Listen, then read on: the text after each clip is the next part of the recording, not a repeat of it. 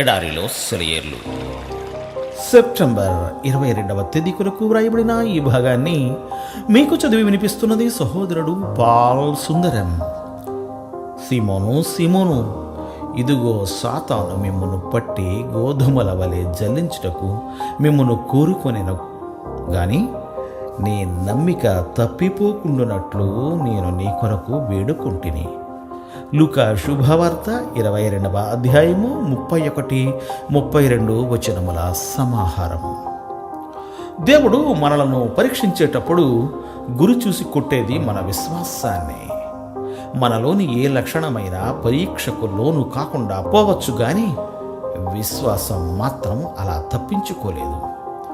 విశ్వాసాన్ని దాని మూలుగుదాకా పరీక్షించడానికి దానిలోకి పదునైన బాణాన్ని గుచ్చడం కన్నా వేరే మార్గం లేదు.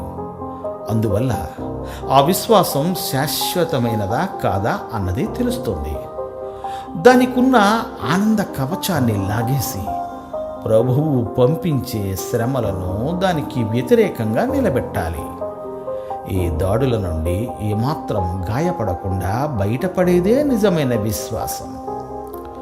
విశ్వాసం పరీక్షింపబడాలి. అది దిక్కులేనిదైపోవాలి. కొలిమిలో అనేకసార్లు కాలాలి.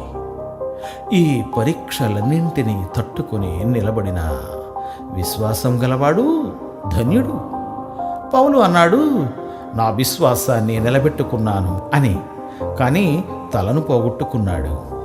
అతని తలను నరికివేశారు గాని అతని విశ్వాసాన్ని మాత్రం తాకనైనా తాకలేకపోయారు. అన్యజనులకు అపోస్తులుడైన ఇతడు 3 విషయాల్లో సంతోషించాడు. మంచి పోరాటాన్ని పోరాడాడు, పరుగును కడముట్టించాడు, విశ్వాసాన్ని నిలబెట్టుకున్నాడు. ఫలితం ఏమిటి? పౌలు పందెంలో గెలిచాడు, బహుమతి పొందాడు. ప్రపంచం అతన్ని గొప్పవాడిగా ఎంచింది. అంతేకాదు, పరలోకంలో అతడు ఘనుడయ్యాడు. క్రీస్తులో విజయం సాధించడానికి అన్నిటినీ పోగొట్టుకున్నా అది లాభమే. ఈ దృష్టితో మనం ఎందుకు ప్రవర్తించాం? పౌలులాగా సత్యానికి మనం ఎందుకు విధేయులం కాము?